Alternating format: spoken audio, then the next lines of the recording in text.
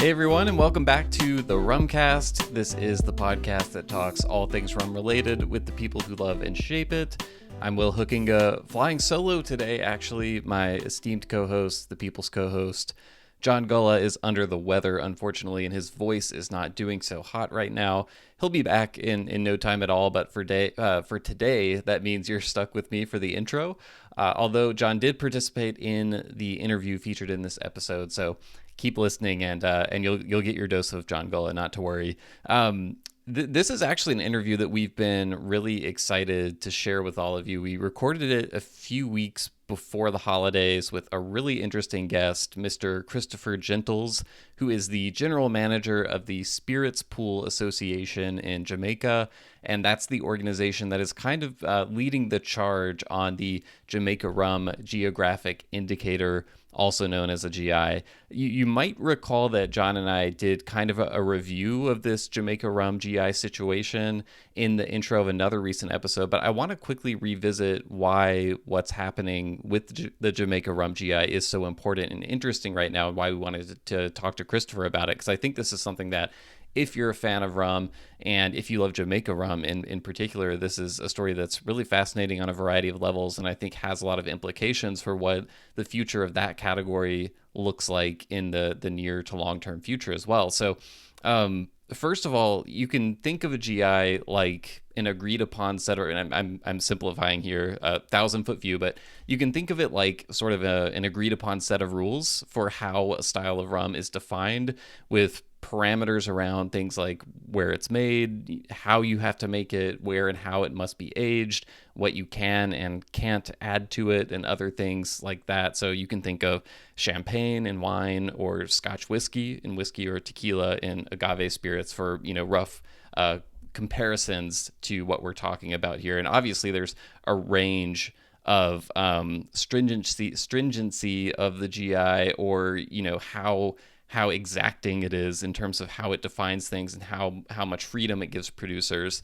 The Jamaica Rum GI, it was originally created around 2016, I believe, with all of the Jamaican rum producers involved. A few years after that, they basically decided they want to strengthen the GI so that it would have a better chance of being accepted by the European Union and other countries, or collections of countries like that. And that's kind of the other side of the coin with GIs, is that if other nations don't recognize it, then they're not necessarily going to do anything to enforce it within their countries, and make sure that people aren't slapping whatever, like Jamaica rum on a label that actually doesn't meet the standards, right? So you need that level of cooperation with other countries. So anyway, they added several standards to the GI.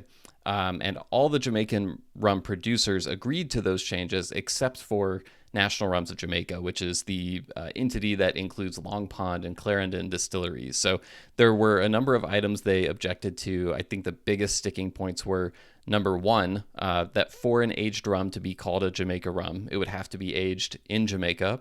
Number two, that you can't add sugar to the rum. And number three, that the maximum barrel size is 250 liters. So we'll link to some articles and sources that do a good job kind of summing up what the GI actually contains. But I think for the purposes of the discussion in this episode, those are kind of the things to be aware of. And another thing to keep in mind as well is that you can still, like, GI aside, the GI, what it controls is that label, right? Being called a Jamaica rum. So if you're a Jamaican rum producer, and let's say this GI goes through, you could still do all sorts of things that are outside the parameters of the GI. Like, you could decide to still age the rum overseas if you want. You could sweeten it. You could legally sell it. You just couldn't put Jamaica rum on the label, right? So that's kind of what this is controlling, essentially. So one thing that it's important to note is that National Rums of Jamaica is owned by three entities. One is the National Sugar Company of Jamaica, one is Demerara Distillers, the makers of El Dorado rum,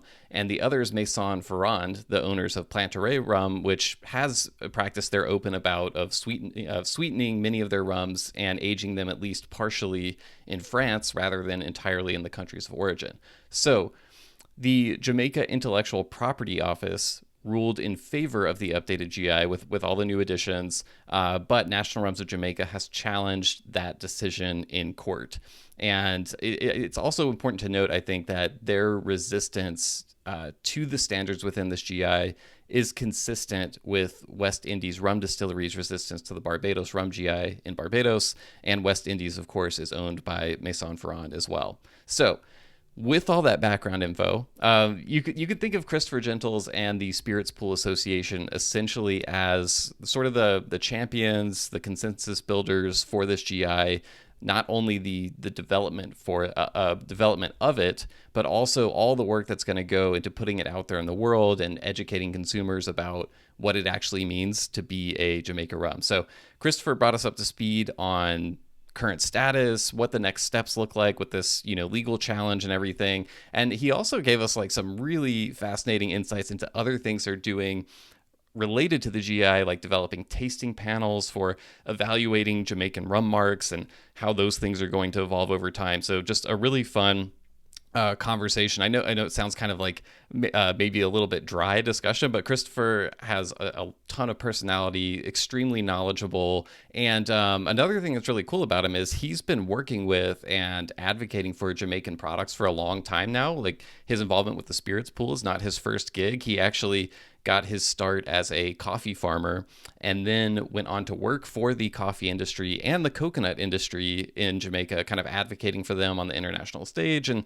all sorts of stuff like that. So just a really interesting guy with a unique perspective on the Jamaican rum industry and what the future looks like for it. And also someone who just like loves Jamaican rum. Like that really came through. It was a really fun guy to talk to. I will add, we did have like a few audio issues at the beginning of the interview.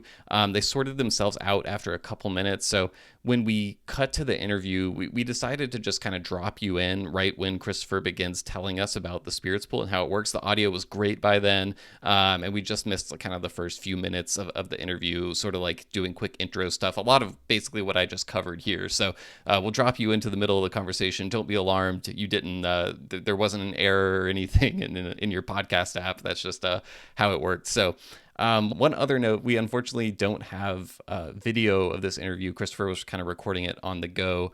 You can find us on YouTube, though. We are uploading video versions of just about every podcast these days. So go to YouTube if you'd like to watch the episodes. You can like, subscribe, do all that good stuff. One other note before the interview, John and I are just a couple of weeks away from embarking to London and Liverpool for our trip to Maine Rum Company as part of the Rumcast single cast project, which we've detailed in a few recent episodes. So if you have London or Liverpool rum-related recommendations, we would love to hear them. Send us an email, host@rumcast.com. We have kind of a tight itinerary for the trip, but I imagine we'll find a few pockets here and there to do some exploring. So stores, bars, landmarks, whatever you've got, we want to know it. Send us an email, host@rumcast.com to do that. But with all that out of the way, let's go ahead and cut over to the interview.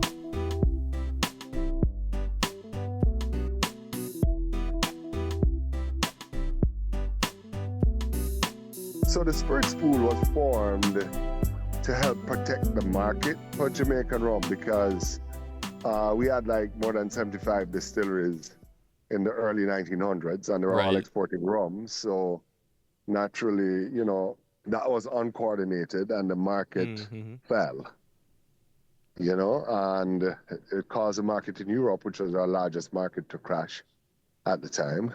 And therefore, what did we do after that? So the Parliament of Jamaica sat together and crafted the Spirits Pool Act. And what the Spirits Pool Act did was define that there was an organization to be called the Spirits Pool, and that organization would ensure that only rum producers with orders would make Jamaican rum. Yeah.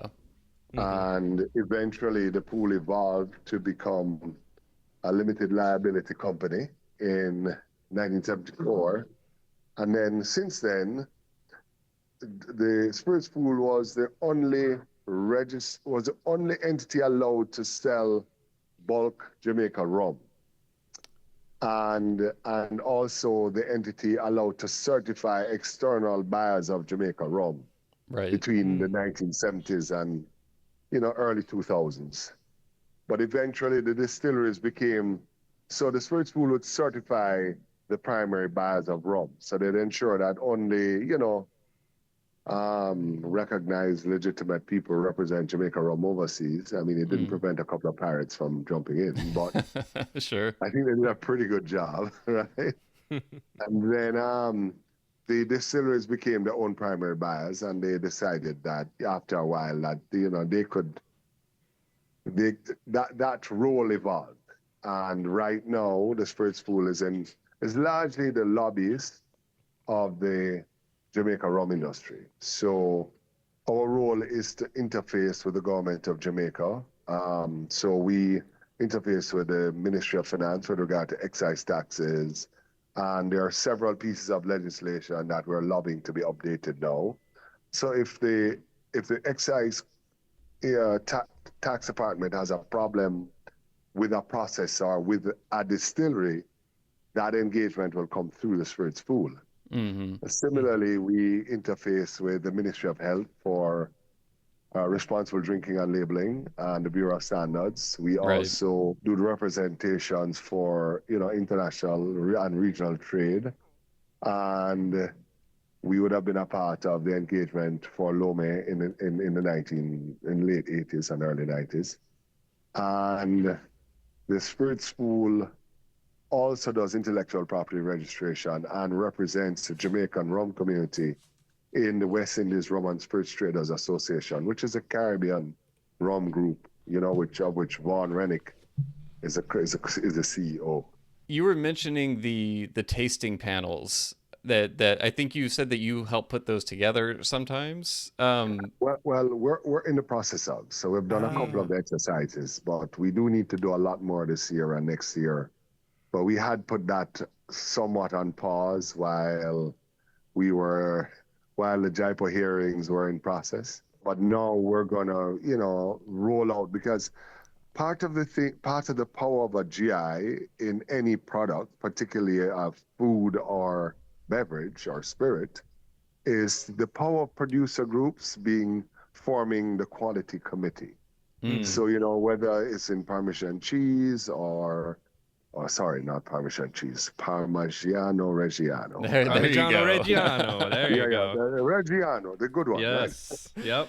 So whether it's that cheese or in in cognac, there's typically a producer group that helps to monitor the quality of the product, right? Right. So we're developing that in terms of a national panel. We've always had distillery panels of one, depending on the distillery and where they are in their development, of one caliber or another. But we hope to develop, proper culture of getting rum right first time, because it's very easy to get rum wrong because, you're using yeast. It's a biological process. In some cases, we're using natural yeast, and with long fermentations for heavy rums, it can go in directions we didn't intend to. Yeah. So with what the producer panel does is that it gives you organoleptically an idea of where that you've gone wrong, and then of course there's the gas chromatograph, the GC, that helps to back that up, And what we've done, certainly at Rendezvous and maybe at National Rums, is there's a deep connection between the organoleptics of rum and the GCs, but it's not perfect. So rum organoleptics is still an art. It's not all science. You need the art and the science. Still deep science behind it, and that's growing. So we want to develop the art of rum and connect it to the science of rum, basically. Yeah. How do you even get together a panel at a national level? Like, that's the Avengers level panel, a tasting panel that you're getting together. I mean, that process of nominations must be difficult. No. No? You know what? It's funny. Okay, so there's You can imagine there are some egos involved. But, No, surely not. but we're doing the grunt work now. Nobody loves to do the grunt work except when the cameras are on. But what you find is that I can't complain. We do get good support. The training sessions are pretty large now. As time goes by, they'll get smaller.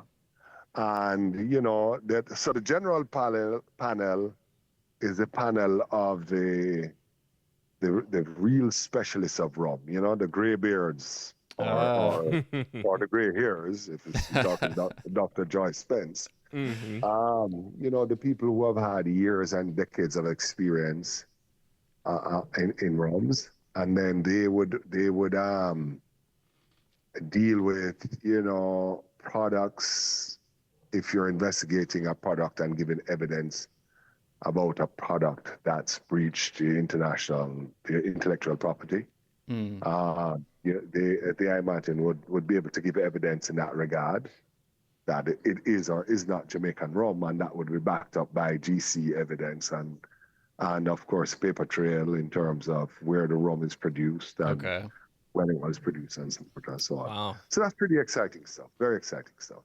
Yeah, I know. I didn't even anticipate talking about tasting panels, but now that it's come up, I have so many questions. Partially because John and I just recorded an episode maybe a month or so ago where we were taking a close look at Madeira rum, and they have a GI and they have a tasting panel in place that tastes every rum, and they kind of decide, does this meet what a Madeira rum is supposed to taste like or not? And it just raised a lot of really interesting questions about, how do you, I'm sure there are so many different ways that you could approach putting a tasting panel together, so many different, standards or things that you could have them look for.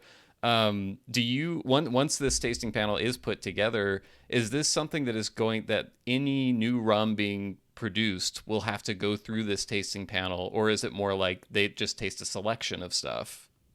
No. What happens right now, that'll happen eventually, I'm hoping. If I'm still here. But what's happening now is that if you're developing new marks, so marks are the building blocks of rums. Right. So for instance, Worthy Park, which is one of our distilleries, they have a relatively small number of marks. They'll have 6 or 7. Yep. So if they're introducing new marks, then they'll register those with the spirits pool. Okay. And they'll probably and every mark in use needs to be certified, tested by the spirits pool every year. Okay. However, all right. building your rums now, we've left that out because that's a university level. When your panel has been in place for a couple of years, then you'll speak to new product and quality assurance gates and all of that. Gotcha. So, but we leave the blends to the distilleries, and we're working on the basics, which is the building blocks of the rums. That's fascinating. The problem, that has a downside to it, because first I used to just go in the bar and I'd order a rum, and I'd say, "Oh, I love this rum," or "I hate this rum," or this rum is doing what it's supposed to do.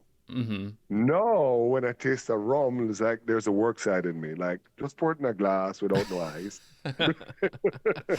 Right. Say, did he get it right? No, who got this wrong? It gets harder to separate the work from pleasure, right? It is. But I still do enjoy a great rum, and I know why and what I enjoy about a rum, and then what I don't like about a rum. Right. Yeah, it's like sometimes you have to separate when you want to drink something and be analytical about it versus when you just want to enjoy it, and not think about it too much. John and I won't ask for spots on the tasting panel since we are not Jamaican. I know we don't have a shot, but what I will ask is, in one of those sessions where the tasting panel is doing their annual review of DOK, we just want to record I want to hear the commentary on the DOK mark and hear the evaluations. I think that would be amazing. I think so too. Okay, we'll put that on the calendar next. We'll do Rumcast Live Jamaica tasting panel DOK analysis. That'll be, people will look You forward to really that. shocked out of your wits. So I do want to get back to the GI. This is something that rum enthusiasts have been kind of following the story for a long time, not only in Jamaica rum, but there's similar kind of movements in Barbados and other places throughout the Caribbean with country producers coming together to codify their standards for rum. I'd love to get your perspective as someone who's been involved with this for quite a while now. Why do you think a GI is ultimately important for Jamaica's rum industry? Well, let's go generally first. Why GIs are good for the rum industry generally. Yeah. The rum industry, relative in terms of rules and sophistication, is a little behind, the cognac and whiskey industry. So people perceive that, the rules they're not too clear about that rum has rules and what the rules are. Yeah. So a GI first of all, ties the product to the terroir, ties the product to the country, gives you a sense of, for instance, everybody knows that cognac is not a huge territory, so there's not going to be a massive volume of it. Mm-hmm. Similarly, Jamaica is a small country, and therefore there are limits to Jamaica, to the volume of rum coming out of Jamaica, but it also communicates very clearly the rules of rum, the discipline surrounding rum. For instance, take something like the aging of rum in Jamaica. You have the age statement must reflect the youngest rum in the barrel. Yeah. Mm-hmm. Other rum origins that they use Solara, the other methods where you can top up your barrels with new rum. Mm-hmm. Yep. And therefore, the product is going to be different. So if you see a product mark 21-year-old rum from Jamaica, that's in barrels for 21 years, and it's only topped up with rum that's 21 years old. Right. That's going to be a very different product than someone who has a different type of age statement. So what the other thing the GI does, it communicates somewhat the quality and craftsmanship involved in making the rum. So, in Jamaica rum is connected in geography to the water we use, because we use waters from the springs, naturally filtered limestone water. Mm-hmm. That the flora and fauna there impacts the flavor profile of the rum. The yeast we use, many distillers use proprietary yeast that come from the sugarcane factory, or they may use cultured yeast, but that has an impact. Rums must be fermented and distilled within a certain geographic region. Now, 80% of Jamaica is limestone territories, so there's a lot of freedom about where you put a distillery. Sure. But you won't find one in the Blue Mountains or in Kingston. Yeah. Right. Because water is expensive. There's no naturally filtered limestone water in these areas. And then, of course, it's when there are companies like Ray and Nephew that have tried to create a surge or an aged a dry, a complete wash. You call it a dead wash. So they can't ferment in a location because they don't want to ferment in the Appleton region because there's a huge nature reserve and they can't fertigate with dunder there. So right. They made the surge there, they fermented it and then trucked the dead wash to New Yarmouth and Clarendon to finish. When they finished making the rum, it didn't taste anything like the rum fermented and distilled in St. Elizabeth, in Appleton. Yeah, yeah. So despite the fact that the water is the same, the yeast is the same, the design of the equipment is the same, yeah, but the place where it's fermented and distilled has a significant impact on the flavor profile. Yeah. That's amazing to me, right? Yeah. And so therefore you'll find a mark called EL in NYEEL or Appleton EL, and they're the same. They're basically the same mark. One is just made at one distillery, and one's made at another distillery. They're made from the same substrate. They're both column still rums, fairly low esters, but they taste so significantly different that they have two different marks. Right. This is why we need the Appleton New Yarmouth Mark tasting set, like the one that Hamden released. We need all the Jamaican distilleries to follow suit. Just take whatever's left over from the panel, Christopher, and package it up. And send it over. Okay, no problem. There you go. There you go. Along those lines, Christopher, that you were mentioning, you've already mentioned a few different distilleries, and I know Jamaica doesn't have a ton of distilleries, but it does have quite a few. And to your point, there are differences there between some of the distilleries. So I wanted to kind of ask you, given that and Jamaica's rich history of rum making in general, how does the GI ensure the preservation of those traditional methods and commonalities while still allowing room for innovation amongst different distilleries? Excellent question. So Jamaica rum has evolved over several hundred years, let's say probably 1600s. Naturally, science and technology has played a significant role. Now, you will find that the GI has certain very broad but pretty important defining articles. Mm-hmm. So we start with the water that's used. Right. And then we go to, I could read off the articles for you, but I'm going to go very quickly through. Yeah. So it's sort of a large defines the frame, rum. right? Yeah. So start with the water you use. Mm-hmm. Then you ferment and distill with sugarcane substrates. And of course, each mark may be defined by a different ratio. So some marks are made with molasses and some are made with sugarcane juice and some are made with a blend of, But the GI doesn't define what substrate you use. And it doesn't define what spring you take the rum from.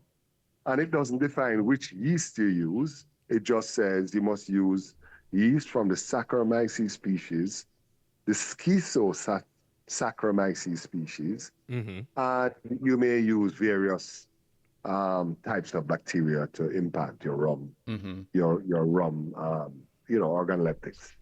And then, it must be distilled on copper stills or column still with copper plates. And you must age in Jamaica right now, the limit is 250 mil barrels. That may evolve over time. Okay. But the reality is that this is where that's at. And of course, it must be aged in Jamaica. And the age statement must reflect the youngest rum in the barrel. And pretty much that's a synopsis. So within that, there's a huge amount of innovation that can take place. There is innovation in terms of how your fermentation time, the combination of substrates you use. There's a whole range. There's a whole range of how your distiller cuts, in terms of heads and tails, and there is a whole. You can age in various types of barrels, so the reality is that you've got a range of innovations that can come from various combinations and permutations within those broadly defined articles of the Code of Practice of Jamaica Rum GI. Gotcha. Yeah. No, that makes sense in terms of you're really providing the frame, and then there's a lot of room within that people can still explore the space, as you might say. Right. But, for better or for worse, we have a tradition of not adding anything to rum except water, right, and or caramel. Now, if you want to add glycerin and prune juice, you just can't call it Jamaica rum. Right. If you want to add sugar, you just can't call it Jamaica rum. And, those are the rules. However, if you want to age it in a sherry barrel, that's not a problem. you can age it in any type of barrel you want, you know? So you can age it in the sea if you want. But so You're not there's recommending that, but no, there's distilleries in, I believe it's Bermuda. There's a Seven Fathoms distillery that actually anchors the barrels under the sea. I've seen Um, some distillers in Florida doing that as well, John. So you oh might need yeah, to look into that. yeah, exactly. But so we're saying that there's a huge amount with a little imagination, a little creativity. There is a lot of variation that happens within the frame that we have provided. And yeah, yet still, even within Jamaica now, you have distilleries that when you step into the fermentation, if you close your eyes, you could believe that you're in the 17th century. Yeah. It mm-hmm. has not changed. If you go to Hamden, Yeah, you know, in the fermentation era, you would not believe it's changed. But if you go to, for instance, where they pass, you know, it's a very, very modern distillery, Mm-hmm. but they all adhere to all the aspects of the code of practice of Jamaica Rum GI. yeah. So I've got another interesting question for you, Christopher, which is you talked a little bit about the tasting panels coming together already, and then that's one way that you're going to help with some of the compliance, I assume, with the GI standards that you're setting forth. But I have to imagine you mentioned things like, you know, the rules for additives and things of that nature. Is there any other kind of compliance measures that you're exploring or that the spirits pool is exploring to enforce the standards? And like, you know, are you does somebody go and kick the front door down of a distillery and say, hey, wait a minute, I have to check what you're doing right now? Or is that coming together at all yet? Or how does that even work?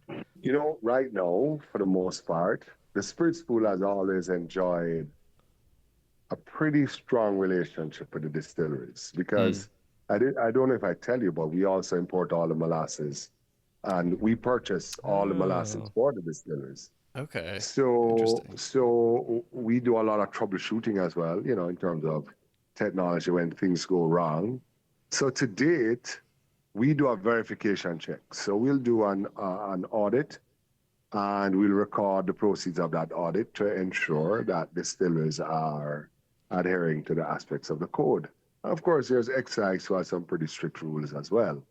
But largely we depend on the integrity of the distilleries and the fact that they know that through the main articles of the GI, they produce fantastic rum. Hmm. And why would you want to mess with a very good thing?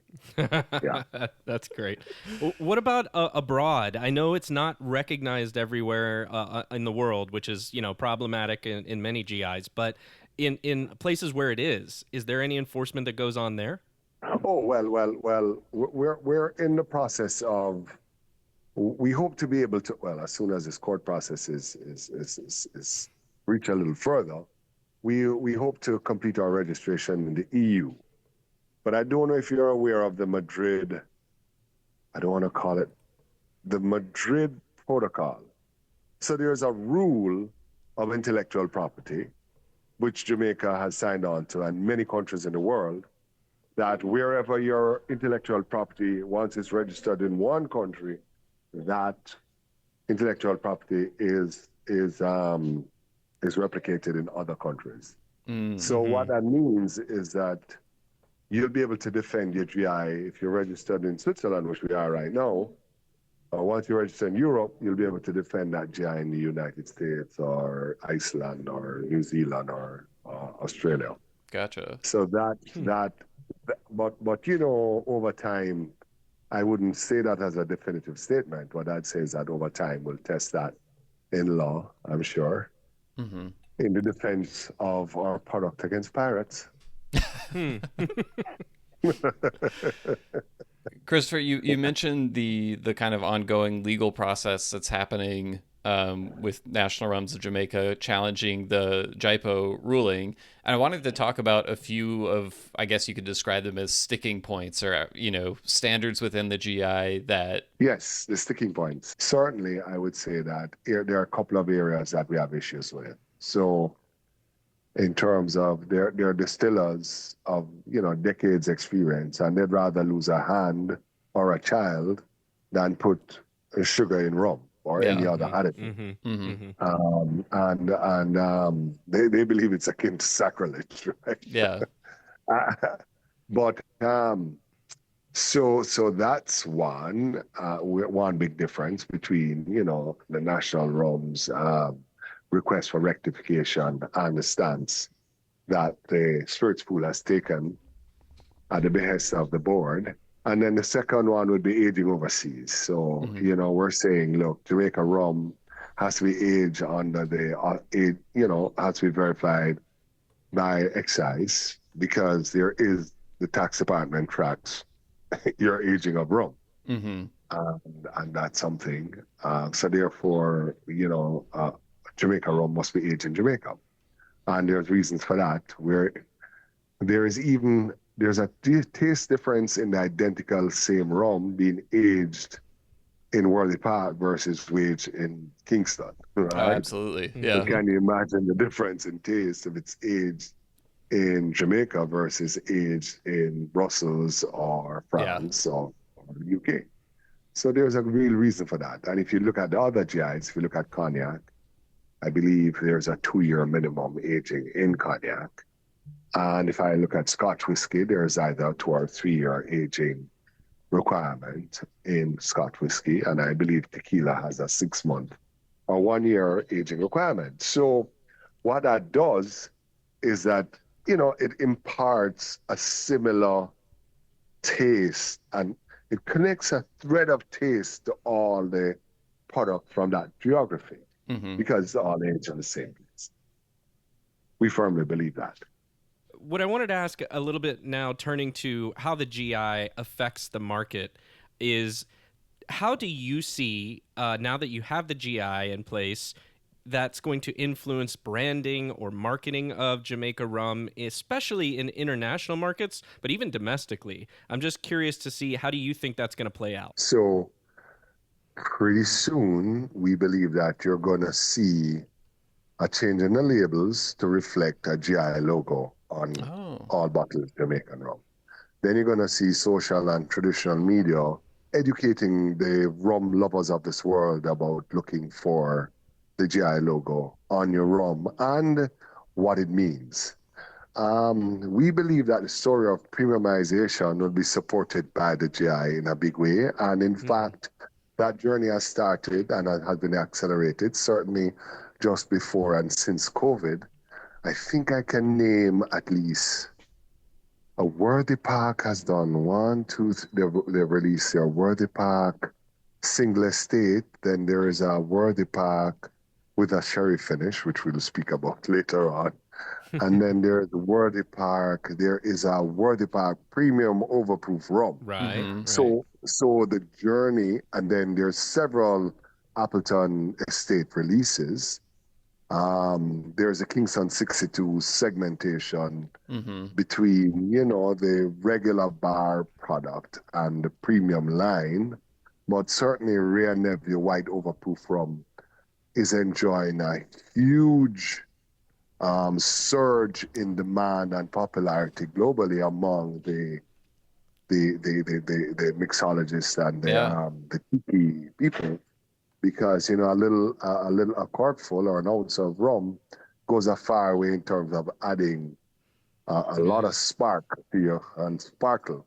Well, Yes, for sparkle, you really need aged Hamden rum. Believe me, there's nothing that adds sparkle to a cocktail like aged Hamden rum. So I spent a lot of COVID times with Minimalist Tiki by... Oh, yeah, Matt Petrick's book. Yeah, by Matt Petrick, Yeah. right? Yes. So I dabbled a lot, and I used a fair bit of Hamden and some rum file and some white overproof rum, and their various combinations. So you asked me a question: how will a rum GI assist in enhancing the brand cachet of Jamaican rum and enhancing our intellectual property protection, right? So we believe that in the story of Jamaica rum, the GI will speak to somewhat to our history. It'll speak to our craftsmanship. It'll speak to the uniqueness of Jamaican rum. It'll help us to craft a phenomenal story about the history and the evolution of Jamaican rum to where we are today, which is a GI registered product. And I believe that that's like the bow on a beautiful product. That's a role that GI will play. And in terms of intellectual property, naturally, if we've been struggling for 100 years. There's a commission, I believe the year was 1903, but it's been a long day, and held in Europe. And the commissioner at the time, his name escapes me, was asked, what is this about Jamaican rum? What is this? Is anything distinctive about Jamaican rum? Is it a big deal that people are putting other spirits and calling it Jamaica rum? And the commissioner was able to testify that a Jamaica rum is a very distinctive and unique product that can only be made in Jamaica. And he proceeded to describe what I call, pretty much a holy grail, or the skeleton of the holy grail, or the anchor points of a Jamaican rum. That there's a notes of tropical fruits, your typical banana, pineapple. There is the bouquet. There is hope in many of our rums. There's a little bit of the punch, the hogo of the esters, giving you that kick, and that particular combination of taste is difficult to replicate anywhere in the world. No, I must confess that I have total respect for my friends in Barbados, St. Lucia. I have a lot of them all over the Caribbean, Trinidad. Yeah. But I do understand that there is something distinct about a Jamaican rum. Absolutely. That's part of why we love it so much, right? It's unmistakable when you taste it, and it's tough to find anything else that's quite like it. So, but I'm going to promise you that when you guys visit Jamaica, not if, but when. I like this. But when, that we will visit a few bars after some proper organoleptic discussions, of course. And then the improper. That goes starts. Without saying, yes. And then we'll have a real journey where the rubber hits the road, Yes. And we can say, okay, we can't drive to Worthy Park now, but we can taste what they're producing. And we can drive to Appleton from this bar right now, but we can taste an excellent product from Appleton. And of course, they're going to serve. Hamden doesn't have the widest distribution yet, particularly of their age overproof product, which I can tell you is distinctive and amazing. But I love the aged overproof. It requires a little sophistication of the palate to appreciate it, right? Sure. That's well said. And I'm sure I've forgotten a Long Pond and a Money Musk, but I forgot to mention them. But Long Pond just released a Vale Royal aged rum. It was several years old. I haven't tasted it yet because it's so expensive. I think that might be the 15 year maybe. I think it was. Yeah. I think it was. Yeah. But the point is that there's a couple of bars I know that have all of them, right? Okay. That I'm happy to share that experience. That's where we'll go. I'm checking flights right now to see if I can be there tonight. So I'm ready.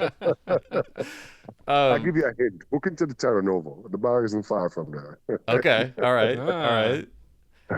So, Christopher, the rum enthusiast community, as I mentioned, has been following the Jamaica Rum GI story, and there's certainly a lot of strong opinions that people have on it. As I'm sure there are strong opinions within the distilleries as they debate these things. Are there any aspects of the GI that you think the enthusiast community overlooks or misunderstands or doesn't get quite right, when they're talking about it? Maybe there's a story of the wise men of India and the elephants, and they blindfolded six of them and put them at various points of the elephant, and they all described the elephant, but they described him differently. Mm. I think I'm too close to the elephant to give you an objective to answer that story in a truly objective way. I'm actually on the elephant, right? You're on the elephant. That's right. I was going to say, I'm just hoping you're at the front of the elephant. Is what I was going to say. Well, if you make a misstep, you're at the front of the elephant. You're going to get trodden. I think I'm right. True too. It's dangerous, but in a different way. Yeah. That's right. Yes, indeed. So, of course, I can understand, from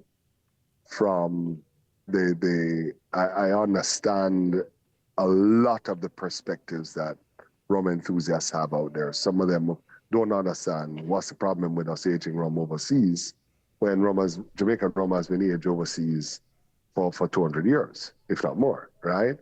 Mm-hmm. And but Jamaica rum has to serve Jamaica. Right. That's the answer to that question, right? Mm. And why should we ship our rum?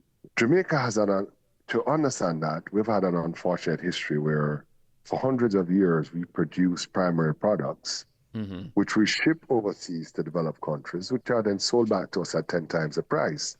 Yeah. Why should we do that for a product to age it somewhere else, to send it back here, for which we'll have to pay 10 times the price to do something that nobody can do as well as we can? Mm-hmm. Well, that makes no sense, because I really don't believe that you can age a Jamaican rum anywhere else as well in the world as you can age it in Jamaica. And I believe that, Jamaica has had a tradition of phenomenal craftsmen for hundreds of years, and that we need to entrench that culture here. So that's the answer to that aging overseas question. Yeah. I think we're evolving, and we will evolve. So the issue of aging, of limiting, of the size cask, but from telling the story from the Jamaican perspective, is that 95% of Jamaica aged rum has been aged in 200-liter once used bourbon cask for the last 80 years, right? Mm-hmm. And it produces a consistent, reliable rounding of the spirit. And I believe that's why the craftsmen who sat at the time decided on that. Yeah. And that's what I can contribute now. And in a sort of way, I am the defender of what's been laid down. Right? Yeah. and I'm sticking to that particular script. Sure. So in terms of using any water, I really believe that whereas other islands have naturally filtered limestone water, because several of the islands in the Caribbean chain are coral islands, I can tell you that there's a distinctive difference between the water we use to make the rum in Worthy Park versus the water we use to make the rum in St. Elizabeth, right? In Appleton, or the water we used to make the rum in Clarendon Distillers. And we know from studies that were done by a chemist named Cousins in 1903 that the flora and fauna imparts a distinctive taste profile on each rum, and that's why it's very difficult for one distillery. We passed to an age when distilleries were quite closeted and did not want to share information because they had an anxiety about one distillery copying, the work of another distillery. Sure. And I've been at pains to share this with my fellow distillery colleagues that, look, Clarendon cannot copy a Long Pond rum. Right. And then, so no distillery can truly copy a rum. Yeah, you can copy the aspects of the recipe of the. You can copy all the specifications of the rum in terms of the process, but you're never going to get the same taste profile. Mm-hmm. So therefore, you have no need to worry. All you got to do is just work on your craft. Yeah, there's a reason that they choose to preserve so much of what's around the fermentation room at Hampton, for example. Absolutely. And good luck trying to recreate that anywhere else. What's been built up over literally Oh, hundreds of that's been years tried. there. Yeah, That's been tried. The pirates. And they did produce a good rum. It was not the okay. But it's not the same. Yeah, Right, exactly. Right. Not the same. Totally different. Totally different. So As a matter of fact, if you walk past the rum, you know it's different. That's a great description. Yeah. So I know people have seen that there's been a legal challenge to JIPO's decision on the GI, and I think I just read in an article that you're expecting to hear from the courts sometime in February, but I wasn't sure if I got that right. I'm just kind of curious what the timeline looks like from your perspective, and when you're expecting sort of the next move to take place. Well, there's an agreement between the courts of Jamaica and the Spirits Pool that no attempt will be made to make any registrations between or act on the results of the rectified GI between now and February the 7th. Okay. However, there's no discussion about the current GI. So we've got a current GI, which was registered unanimously, and we can work with that, and we will be working with that. But we'll be making no moves to do anything new, so to speak, until I make internal preparations until the results of that particular hearing. I keep on saying this, that, National Rums are a member of our family, and National Rums makes great rums. Yeah. And the challenge isn't what happens in Jamaica. Every aspect of the GI is absolutely honored in Jamaica. The challenge is that some of National Rum's customers, who are very large and deep pockets, what happens to Jamaica rum when it leaves Jamaica? That's the issue.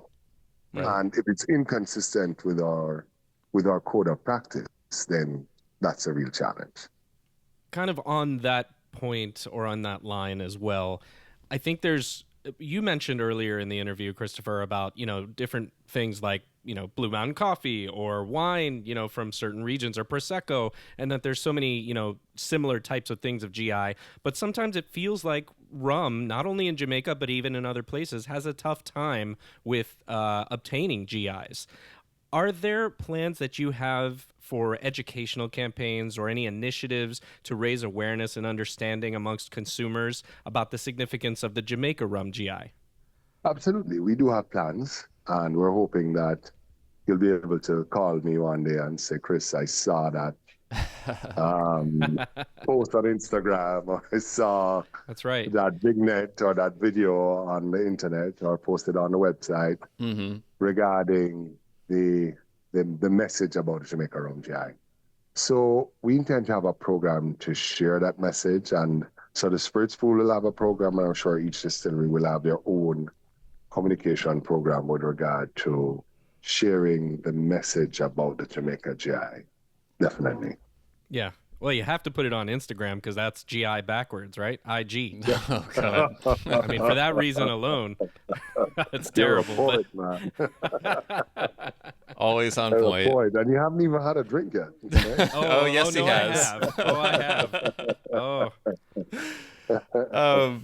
Chris, we've got a couple more questions for you, and then we'll let you go. But I know we've spent a lot of time talking about the GI and sort of the current state of Jamaican rum. Since, obviously you've been exposed to Jamaican rum, I'd imagine, your whole life before you became involved with it on a professional level. But when you kind of look at the recent history of Jamaican rum, maybe the last decade or so, What do you see as kind of the most significant changes or shifts that have happened in that time? Well, I think the message of Jamaica rum in Jamaica, firstly, whereas I used to drink a fair bit of rum, I don't think I truly appreciated the work that went into the product. Mm. Certainly, having been a coffee farm and a coffee roaster, I knew the work that went into that product, right? Yeah. But I think the story of Jamaican rum and the craftsmanship and the history, I think that message is slowly percolating among our young people and our middle-aged and even people look down on white overproof rum as the rum of the peasant, the rum of and now I think in several areas, I think it's just sinking in that look. This is a really well-crafted animal. It's amazing. It's amazing. Yeah. And so I think the awareness of, it's almost like, you have a diamond watch, but your father gave it to you and you've been wearing it, but you're not. And then you walk with it in a hotel room in New York and somebody says, "Oh my God, is that a diamond encrusted Rolex? This is phenomenal," right? Right. So I think what's happening is that we're just becoming aware of just how precious it is. I think we're seeing the same thing with tequila in Mexico. I drink a little bit of that too. And, it's okay. We won't tell anybody. Yeah. Yeah, but I think we're now making the connection between our history and our culture and truly appreciating the gem we have, and we're telling that story. And because the story is being told, we know what's authentic. We have big guardrails up about what's not authentic, and I think that makes a massive difference. That's great to hear. I think John and I, in talking to people in our lives who aren't in as into rum as we are, it's always like trying to get people to really understand what makes Jamaica rum so special. It's an important thing to do, right? And I think Will and John, my father, always had a phenomenal appreciation of the spirits. He drank a lot. Okay. He would drink, he drank rum, of course, a fair bit of it. He also drank vodka, he drank whiskey, he drank gin. When his friends would come by, he'd take out a bottle of whiskey, because 30 years ago, whiskey was a drink of the upper class in Jamaica. Right. 30, 40 years ago. Now, if you go to many functions in Kingston or Montreal or wherever in Jamaica, where where the sophisticates meet, and the sophisticates can be very wealthy or not just very knowledgeable.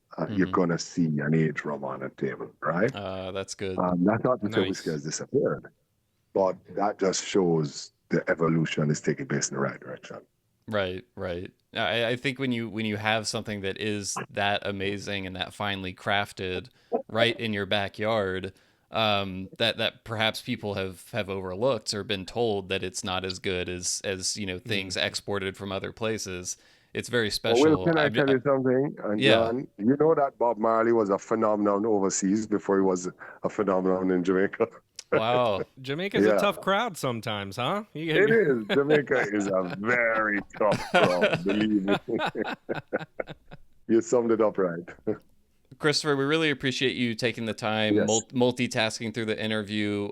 We have one final short segment left on the podcast. It's a Rumcast tradition, masterminded by my co-host John. We call it the rapid fire round. John, do you want to tell Christopher about the rapid fire round? All right, sure. Well, masterminded is a strong word here, Christopher, because this is thrown together with dad jokes and other things that we want to get you to respond to here, and maybe have a little bit of fun at the end. You've already been really fun while giving so much great information. I'm all ears. All right. So what we're gonna do is Will is gonna put 60 seconds on the clock. I watched a Clint Eastwood segment not too long ago, right? So I'm ready to draw fast.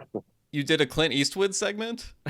That's right. No, I watched one on. Oh, you watched okay. one? Okay. Yeah. I thought you meant you acted one out, and I had to hear about that. But okay, no, that's funny. My funny as an aside, my best friend is Jamaican, and when I was very young, I would go over to his house, and they would watch Clint Eastwood movies because they said he was the best actor. They loved Clint Eastwood. They were just like, ooh, they loved his movies. So that's funny. I think he's great. Okay, so what we're gonna do is we're gonna put 60 seconds on the clock. Will is gonna do that for us. I'm gonna give you a series of very short prompts, and then you're gonna give me a series of quick answers, and we'll get through as many as we can. Lovely. All right. I've got 60 seconds and go. All right. Neat or on the rocks? Appleton 15-year-old. So are you going neat with the Appleton 15? Neat. All right. Do you prefer a column, pot, or blended rum? Blended. Aged or unaged rum? Aged. Molasses or cane juice? Okay. And unaged. He thought about it and then said, no, actually both. Molasses or cane juice? Molasses. All right. Other than making amazing rum, what are the top 3 things you think Jamaica should be known for globally? Great cup of coffee, amazing music, and running as fast as the wind. That's great. That is for sure well known. That's true. We know that the GI actually stands for Geographic Indicator, of course, but it can also stand for other things that we think might help market the idea. So I'm going to name a few of these things that start with GI, and you're going to rate them for me 1 to 10, 10 being the best, 1 is the worst. You ready? How about GI, great information? 6. Okay, a 6. How about germanely influential? 7. Okay. We're going up. Genuine investment. Oh, 8. All right. We're almost getting there. We're getting there, John. What about the last one here? Guaranteed integrity. Oh, brilliant. I'll take that as a 10. They just got better and better. That's great. Better and better, yeah. All right. What is your personal favorite Jamaican rum distillery? Oh, geez, you always take the pass on that one. I figured that might be. I had to ask, but I get you. Yeah. All right. Who's your biggest advocate for rum GIs outside of Jamaica? Biggest advocate for GIs outside of Jamaica? I think I'd have to say the Swiss, because they're the ones who they're the ones who offered us a project, and we did the GI project with a project from the Swiss government. So I'm going to give them the kudos on that one. Hats off to the Swiss. They're usually so neutral. If you were being, all right, we're gonna bring this home. Just 2 more. If you're being addressed in a room full of women and just yourself, should the person introducing you say "ladies and gentlemen" or "ladies and gentlesman"? Ladies and gentlemen, I'm the only man.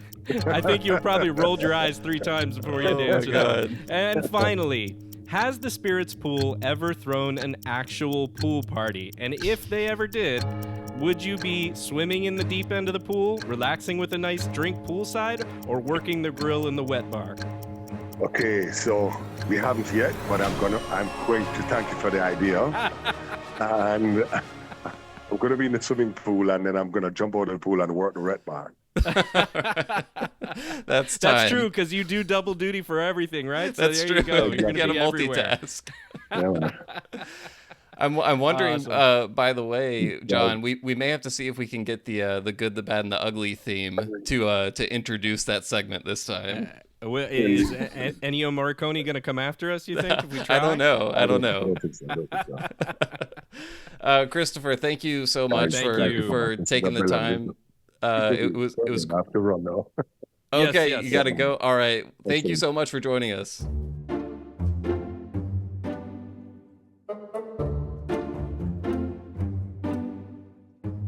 All right, everyone, thanks so much for joining us for another episode of the Rumcast. Like I mentioned in the intro, I'm going to drop some links in the show notes of this episode if you want to do some more reading of, Jamaican media coverage of the ongoing GI saga. I'll also link to at least an article or 2 about the sort of parameters and the updated standards of the GI for you to check out. So you can do the deep dive in the show notes there. If you have any thoughts, questions, reactions to this episode or any other recent episodes. We'd love to hear them. As always, you can send us an email, host@rumcast.com. That's HOST at rumcast.com. You can also find us on social media. This is usually the part that John does, but I think it's pretty simple. I think we're at the Rumcast on just about every product, but we will be back soon, and John will be back with me, so it'll be nice to have him back. So stay tuned, but until next time, cheers.